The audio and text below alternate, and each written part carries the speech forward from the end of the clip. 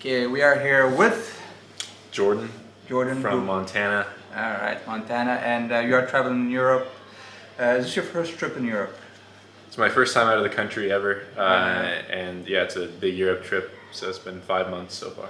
So okay, yeah. and where's the best European country for you? Ooh, the best one for me. I really liked Turkey, but it's kind of in question if it's actually in Europe. But part of it is. But I'd say Norway is really nice. Okay. Really like Norway. I'd love to spend some more time there, but it's just a little pricey for me right now. Okay, why? Why? I mean, Oslo, the city was amazing. The nature there is incredible. I did some hiking. I'm big into hiking. A lot of my destinations are for hiking, so I'd like to go back. So Yeah. it's been nice. So Okay, where are the best girls? the best girls. According to your opinion, I mean, like what is it called? Uh, And why are they? Is it the characteristics? Is their beauty? What attracts you to them? well, on this trip, I really haven't talked to many like local girls. Mm. It's mostly like people in the hostel, which is kind of too bad. But I'd say honestly Norway for that as well. Okay. I did meet a couple people there in Norway, and they were both incredibly nice. Beautiful women. It was cool. So, but yeah, I don't know.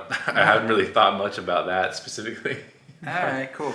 Yeah. And as an American who was in charge of NATO, who created NATO, and what do you think is America's role in Europe? Do you think should they lead Europe, and or what do you think America's role is in Europe? I definitely don't think they should be taking a leading role in Europe, but I mean, because obviously they're so far separated, geographically, but culturally as well. Mm-hmm. I think they can be maybe a guiding hand to some extent, but never a leader. I don't think the states should take it upon themselves to be a world police force or anything like that. I think they can handle their things, Okay. fairly enough. And here in Transnistria, which is a former Soviet country who honor and venerate their Soviet past, as an American, who was, I guess, the antithesis and the enemy of the Soviet Union and the victor of the Cold War, what are your thoughts about it? What are your thoughts about the Soviet people? Have you met them today? And their characteristics? Well, Or the remnants of the Soviet Union, yeah. I can appreciate, why they think of it as like fondly or as like a nostalgic time of prosperity, because for many people in many parts of the USSR, it actually did very well for them, and they did prosper compared to the extreme poverty they were subject to before, and frankly after. So I think I don't hold it against them.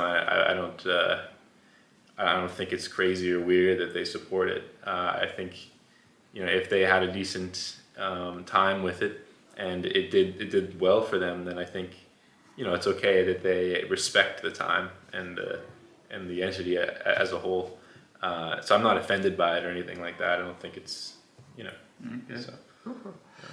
And what are your thoughts about this current war and about Ukraine via Russia? Is it good versus evil battle, like people are saying, like in World War II, or like the Greatest Generation? It is time for the West to come together to fight the evil Russians before they take over the world, or or if we lose now, then if we appease them now, and surely they're going to take Finland. And after Finland, I don't know. Anyway, like the talking points are. Yeah, I'm not actually.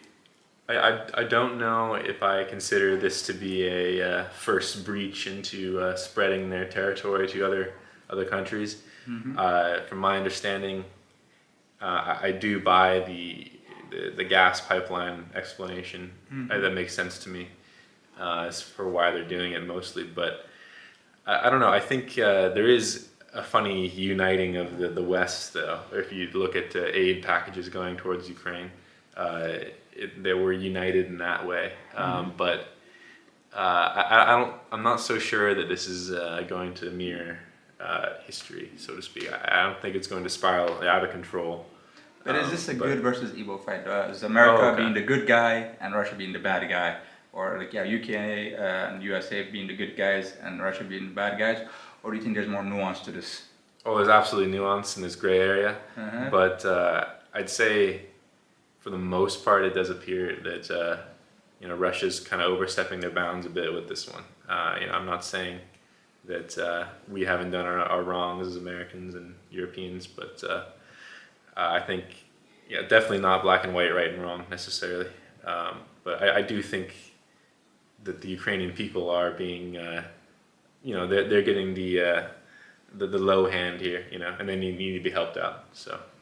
Alright, but do you think America is using Ukraine? Do you think this war is about Ukraine v Russia, or do you think this is a war between the USA v Russia, using Ukraine as a proxy? Proxy, okay. I see what you mean. I don't think that's necessarily the intent behind it, but it could very well turn into that, depending on how it's spun. But honestly, I haven't really looked into that too much, if I'm being honest. But I'd say that is a possibility, for sure. And do you think there should be any appeasement to Russia to end this war, or do you think there should be no appeasement at all, the full crushing of Russia and the full joining of Ukraine to NATO? Well, that's a really tough one. I mean, I think to a large extent, it has to do with Putin himself.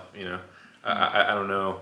I think this whole situation would be handled radically differently with a different leader, and I think that if we saw new leadership, everything would go in such a new direction.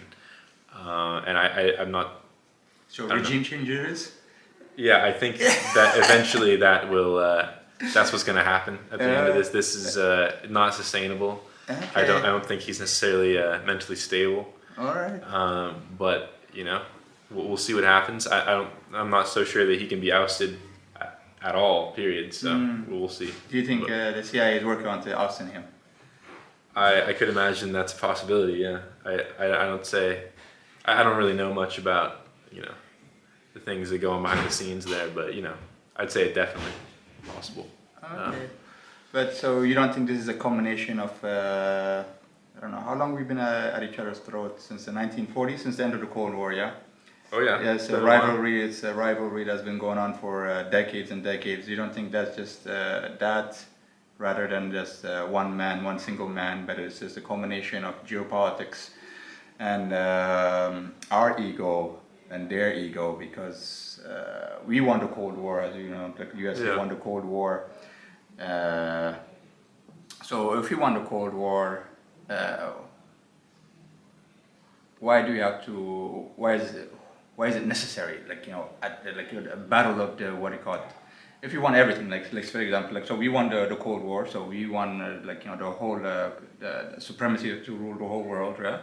Yeah. Why is it the battle of good and evil right now, just for the territory of Ukraine? Well, as I understand with Russia, that's their border, that's their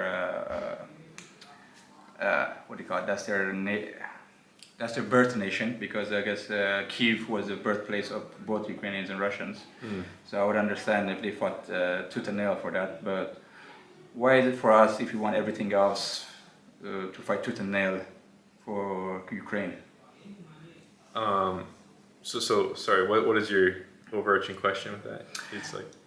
So I just said, oh man, like I said a lot, so I forgot it as well. But so if you won the Cold War, yeah, America won the Cold War. We won, we won Germany, we won the rest of the world. We won the fight between capitalism and communism.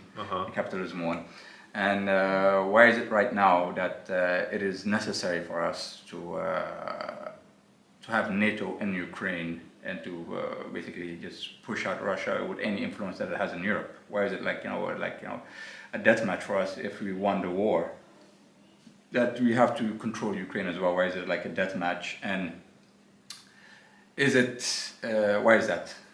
Well, I think maybe it has to do with Ukraine signaling to want to be more Western or become part of the West. I think obviously we're accepting of that, and we'd like to support them in that endeavor.